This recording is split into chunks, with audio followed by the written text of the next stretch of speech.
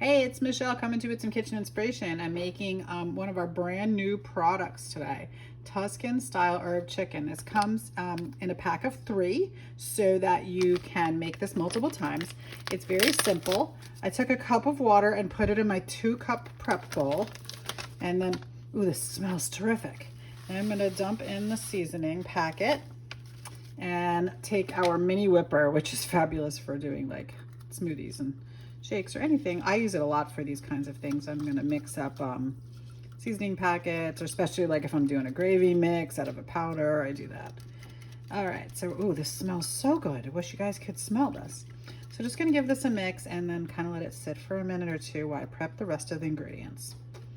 Okay, so what we're using is the brand new enameled cast iron roasting pan. I love this. It's about 10 by 13. It's 4 inches deep, so it's really nice and deep. Of course, it's cast iron, and it's got the beautiful enamel coating on the inside, and then it's got the, porcelain finish on the outside, which makes it stay pretty. What I love about this is they cook really, really evenly. The cast iron picks up the heat and holds onto it like a brick would. But this coating in here is it'll, even if the stuff sticks to it, it's not truly non-stick, but if the stuff sticks to it, it gives you a nice brown gravy, which is wonderful, but it's so easy to clean.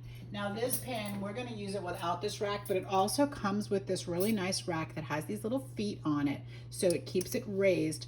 So if I'm going to like do a turkey where I want some airflow underneath the turkey, or a roast beef where I want nice airflow, or some a roast pork, it has these nice handles, so you lift it up, you put your roast down in there, you cook the whole thing like that.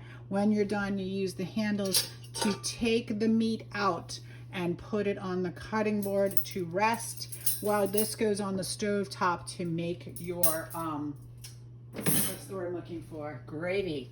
Okay, so this is a super easy recipe, and we did some of the prep work. This is so simple, you're not gonna believe it. So chopped up some carrots. You're supposed to use peas, but in my house we use whatever we have, and we have zucchini.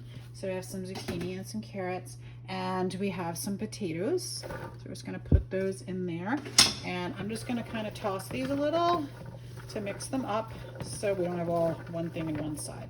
And you notice that a really, really important tip when you're cooking like this is when you do your dice, to make sure that your food is all approximately the same size so it cooks at the same rate. Now, zucchini is a little softer than potatoes and carrots, so they can be slightly bigger, but we want it all to cook at the same rate. Do we put the sauce in next? Chicken goes in next. Okay, so we have some boneless chicken breasts, which I butterflied, and I'm just going to, what the recipe says, nestle them on top of the vegetables. Now, the oven is preheating to, what is it, 450 degrees, is that correct? Yeah. Sorry, I have an assistant here, and because I didn't have my glasses on, I couldn't read this teeny tiny little print, so she's reading it for me. Okay, so just kind of laying the chicken out over the top here. And I pre-prepped this chicken, and I took off all the parts that I didn't like. Okay. And, oh, I forgot about the tomatoes. So I gotta wash my hands so I can do the tomatoes. All right, so the next thing is we have a can of diced tomatoes, and I have my smooth edge can opener. So I'm gonna put my smooth edge can opener on the top of my can, not the side. Give it a turn.